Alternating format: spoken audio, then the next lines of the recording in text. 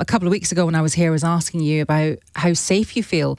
And I regret to inform you that still is very much the overriding question, really. It's all about how safe you feel with everything that is going on. And let's face it, it's pretty much every day there is something huge that happens, whether it's something diplomatic, whether it is something military. So I really want to hear from you about whether cozying up to, perhaps that's a bit loaded, supporting Donald Trump and America and maintaining the relationship between America and the UK, whatever it takes, whether that actually is, there is no other option. That is what is going to keep us safe. That is certainly what Keir Starmer seems to think. He tweeted about an hour ago, "My first duty as Prime Minister is to keep Britain safe." And I know that everyone's favourite Secretary-General of NATO, Mark Rutte, thinks that too. In that private message that Donald Trump decided to publish, one of the bits in there, and I'm paraphrasing here, was, "Your decisive action in Iran makes us all safer." So does it? I know I've asked you that before, but the question hasn't gone away. Does what America is doing keep us safer, and therefore the relationship that we maintain with America, despite the fact, I think it's fair to say, that Donald Trump is a bit of a strange character. Is that fair to say, after dropping the F-bomb and doing all sorts of other things? I think he called the media industry scum as well. You have some great reporters, but you have scum. CNN is scum. MSDNC is scum. The New York Times is scum. They're bad people. They're sick. But we know he does think that of certain quarters. So do we just hold our nose? We might not like the individual. We might not like the way he operates. But do we have to stick with, cozy up to, pick up the dropped papers of Donald Trump, of America, because in the long run, it will keep us safer? I just want to play you a quick clip. Now, as the NATO summit opened earlier today, the Secretary-General of NATO, Mark Rutte, referred to Donald Trump as Daddy, following that big outburst on the White House lawn yesterday. They've had a big fight, like two kids in a schoolyard. You know, they fight like hell.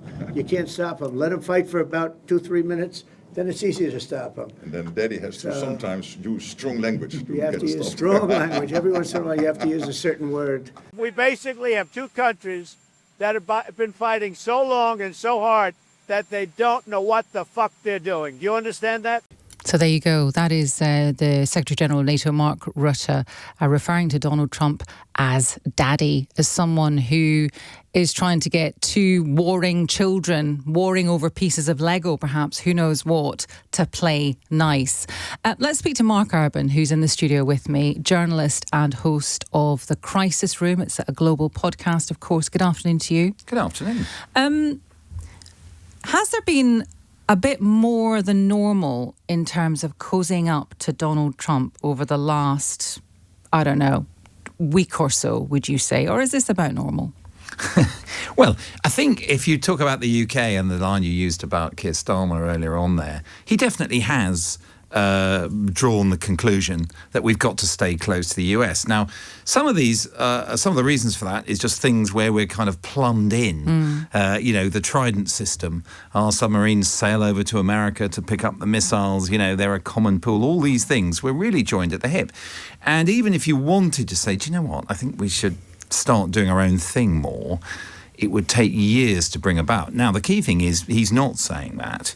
And so the announcement he made in the run-up to this summit was that we'd buy these new aeroplanes from America in order to give an additional nuclear capability to UK forces, but using American nuclear weapons. Now, a lot of people in the international security business or European politics had been hoping that if the UK was going to go this route of having something other than Trident, something more than Trident from an aircraft, they might get involved with the French, or they might develop something nationally, put it on their own planes. Very expensive, of course, and that could be one reason why Starmer's doing what he's doing. But it does also represent an absolutely tangible bet that he's made going into this summit that the future lies with the US. What about everybody else? Are you surprised at Mark Rutte at all? I mean, has he kind of changed his tune? Does it matter? Does this actually help to oil the wheels a little bit? And the other thing, I know this is not necessarily your area of expertise, but you are British. So I want to know whether you think that is the hesitance that some people have with this, is that sucking up so or cozying up so kind of completely to someone who some people would describe as a bit petulant is just not very British? Well, I think it's because of where we're at these days with diplomacy and the fact that things, particularly with someone like Trump, I mean, he barely has a thought that he doesn't fire out on social media. And we find that degree of candour or rudeness or, whatever you want to call it, actually quite difficult to deal with, I think, as British people. And diplomacy traditionally is surrounded by lots of polite phrase-making and, set-piece phrases about our partnership. And in one sense, maybe Trump is giving the whole thing a kick up the backside. Yeah. I think the worrying thing for a lot of people, including those in Whitehall, is to what extent is he dependable? Yeah. It's one thing if you have a fresher way of dealing with international politics. If you have a problem with another leader, you just come right out and say it. Okay, it's one way of doing it. It's not how it's been done up to now, but it is fresher. It is at least reflective of what he really thinks, for example, of what Netanyahu was up to yesterday. But you do have to be able to rely on that person. And, a lot of people not quite sure whether going into those raids at the weekend on Iran, whether Trump even told the British. I mean, Downing Street says 40 yes. minutes, apparently. Yeah, they were informed in advance. But I think up until then, I think they may have even given Britain the disinformation plan, which was that the bombers were flying to Guam in the Pacific. Is that a respectful relationship? It's a hard power relationship. It's certainly not the kind of relationship that we had under previous American presidents, that's for sure. Again, I don't expect you to know the answer to this, but we've got total obliteration in one corner and we've got a few months in the other, and that is the damage assessments of the raids on Iranian nuclear sites. Now, this came from the Pentagon's Defense Intelligence Agency. It's a kind of initial report, I think I'm right in saying, and everyone, Pete Hegseth, Donald Trump, everyone has said, we know this is a leak, it's not good, it's game playing, it's inconclusive. How much store should we set by that report? Well, what I find interesting about this is how it's playing out in typical sort of culture wars terms. So CNN had the first leak of that report, then the New York Times followed in. Obviously, they want to take the sheen off what Trump was claiming was this great triumph at the weekend. My own personal expectations, and, you can check my blog or whatever, there was always a question mark over whether those huge bombs would have quite the effect that their proponents argued. I never thought it was a silver bullet to rather underscale the whole thing.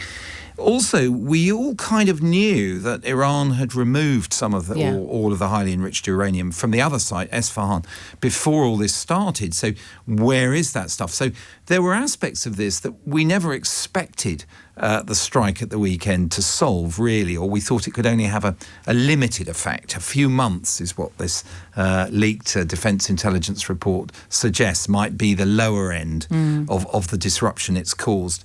And so that always, I think, has meant that, A, we can't expect a sort of magic solution. B, we have to try and account for what happened to the missing stuff, which makes it very important that UN inspectors stay in there and get access. And then, C, so much depends on Iran here and what they actually want to do, whether they consider it worth sticking to their pre-strike position. But all of it, of course, I think in a way is a sort of downstream consequence of Trump overcooking it on social media and saying obliterated, which, at the moment he did it, of course, no one could really know. I mean, he knew that the bombs had gone in more or less where they were meant to. But as to the effect underground, as to how much had been removed before they were bombed, those are things that we're still scratching our heads and trying to work out. Are we done now, do you think, in the short term, in terms of exchanges of fire between Iran and Israel? I think we are done in the short term. You define your question very well. I think probably both sides want it to stop.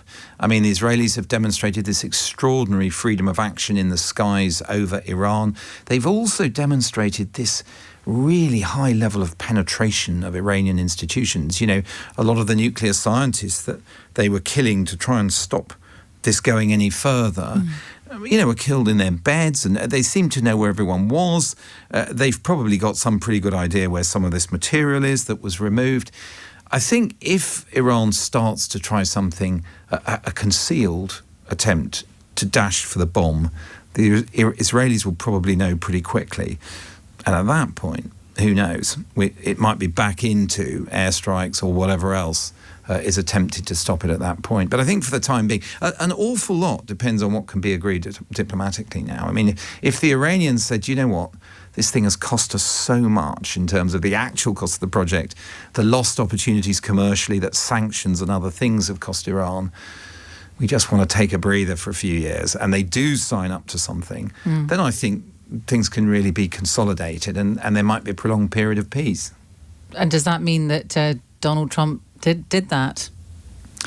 Well, it means, I guess it would mean that a combination of the Israelis and the Americans had taken the Iranians to the point where the pain level was just too high to consider it worth it. But, the early indications are that they're not prepared to throw in the towel in quite that way, but we'll see.